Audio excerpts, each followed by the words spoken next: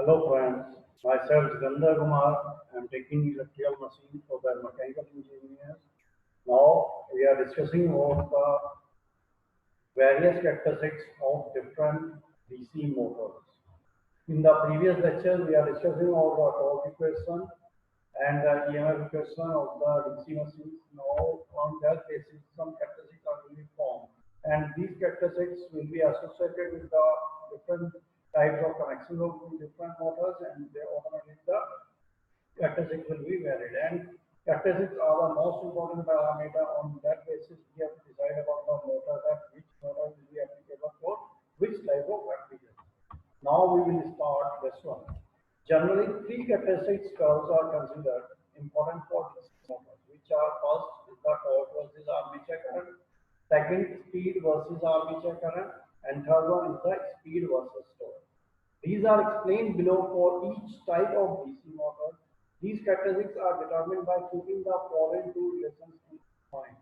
These are the two relations which are the most important, and all the characteristics which will be associated over the DC motor will be defined on the basis of these characteristics. First one is the TA is equal to the phi times IA, which I already discussed in the previous lectures, and N is directly proportional to the EB upon phi, or we are getting that the EB is directly proportional to the N term, right?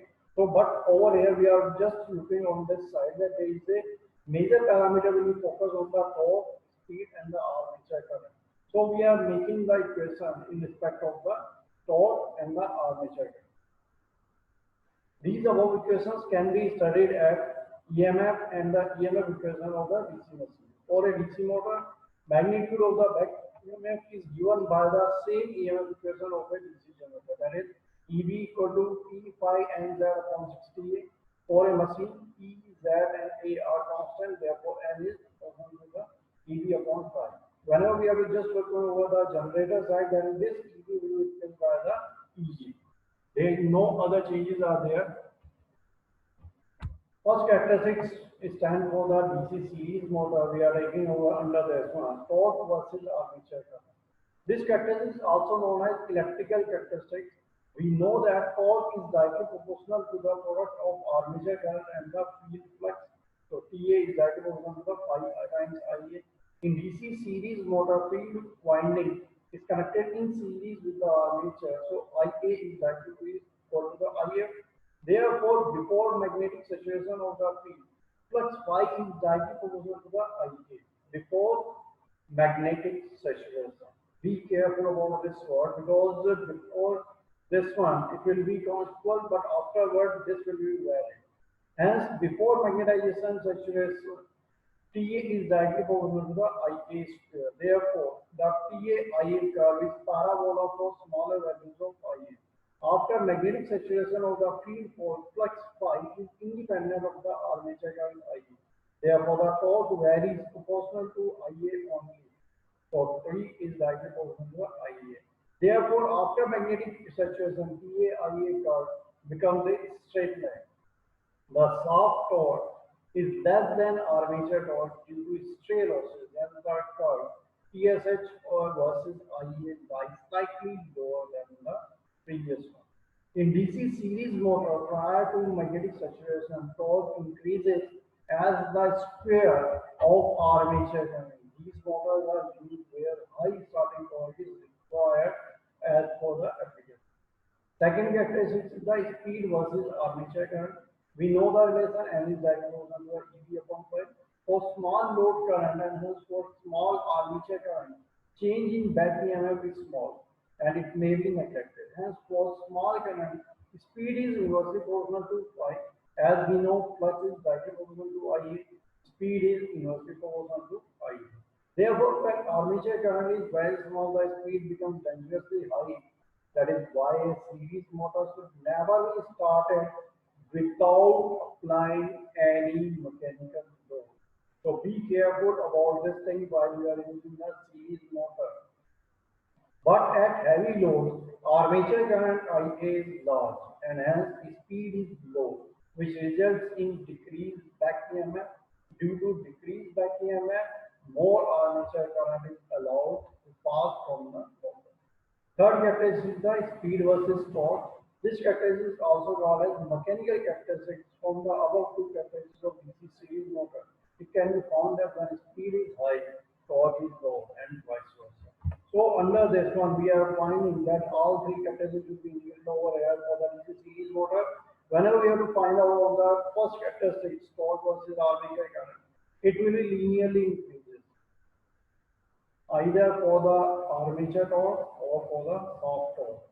The red color shows the armature torque and the brown color shows the soft torque. There will be some differences are there because some losses are there and that losses will be excluded, then we are getting the soft torque. Next characteristic is the speed versus armature current.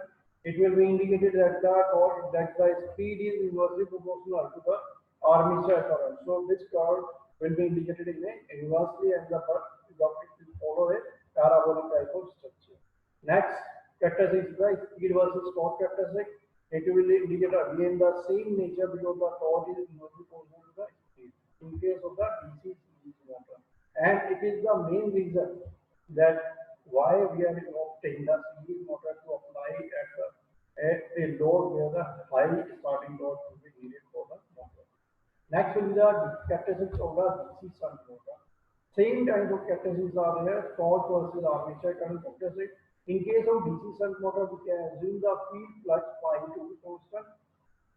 Though, because in case of shunt, the field flux, field and the armature both are connected in parallel, and we are getting the same voltage profile for the flux, for the field winding, and for the armature winding. So over here we are making the characteristic between the PA versus IA. So flux will be keeping as a constant. Though at heavy load, phi decreases in a small amount due to increased armature reaction. As we are neglecting the change in the flux phi, we can see that torque is proportional to armature current. Hence, that PA versus IA characteristic for a DC shunt motor will be a straight line to the origin. Since heavy starting load needs heavy starting current, at that moment the shunt motor should never be started on a heavy load. Second will be the speed versus armature current. As flux phi is assumed to be constant, we can say N is directly proportional to E. But as back EMF is also almost constant, the speed should remain constant. But practically, phi as well as EB decreases with increasing load. Back EMF EB decreases slightly more than the phi. Therefore, the speed decreases slightly. Generally, the speed decreases only by 5 to 15% of full load speed. Therefore, a shunt motor can be assumed as a constant speed motor. In speed versus armature current characteristics, in the following figure, the straight horizontal line represents the ideal characteristic and the actual characteristic shown by the dotted line. So these are the characteristics which we are finding over here. In case of the series motor, we are getting that there is a rise in the characteristics, but in case of the shunt motor, the torque and armature current, it will be indicated as a straight line. It will follow a linear relation between the torque versus the armature. In case of the speed versus the armature current, we are finding that the red point will be indicated as an ideal one because we are assumed that if the load will be increases, the characteristics having that there is no change. But in the practical situation, the situation will be different. That some losses will be, some speed will decrease as the load will be increasing over the motor. In speed torque characteristic, it will be in a downfall in nature. Next will be the characteristics of the DC compound motor. DC compound motors have both series as well as shunt winding. In a compound motor, if series and shunt winding are connected, such that series flux is in direction as that of the shunt flux, then the motor is said to be cumulative compounded. And if the series flux is opposite to the direction of shunt flux, then the motor is said to be differentially compounded. So the characteristics of both these compound motors are explained below and are different with each other. In cumulative, the both flux are added on, but in case of the differential, it will be difference of the both fluxes. The first one we are considering about the cumulative compound DC motor. Cumulative compound DC motors are used where series characteristics are required, but the load is likely to be removed completely. Series winding takes care of the heavy load, whereas the shunt winding prevents the motor from running at dangerously high speed when the load is suddenly removed. These motors have generally employed a flywheel where sudden and temporary loads are applied like in rolling mills. Next will be the differential compound motor. Since in differential field motor, series flux opposites some flux, the total flux decreases with increasing load. Due to this, the speed remains almost constant, or even it may increase slightly with increasing load, means N is directly proportional to the EB upon 5. Differential compound motors are not commonly used, but they find limited application in experimental and in the research world. They are not practically implemented in anywhere in the market, and experimental or the research purpose they are focused to use the differential compound motor. As we are finding that there is a characteristic of the torque and armature characteristic. It will be a combination of series and shunt winding. So the characteristic we are finding over there, it will be a combination of this. For example, for P torque versus armature, and we are finding that the for the shunt it will be a straight line, but for the series it will be slightly it will be increases like that. So whenever we have to just cumulate the series and shunt winding, and both plugs are cumulative with each other, so it will be called the cumulative, and this will be in between the two, shunt and the series. But whenever we have to just take the difference of this one, we are finding a differential amount. So it will be just above the shunt because it will be indicated as difference of the shunt and series flux. Shunt and series flux. Next one will be the speed versus armature current. We are finding that again the rated will be a straight line, series will be moving from upward towards the downward, and the sun will be assumed as a straight line over here. So the differential will be again just below the sun winding, below the sun motor, and the cumulative just in between the series and sun motor. So accordingly, we can find out all the applications where the series, sun, and compound motor will be applicable for the purpose of the industry.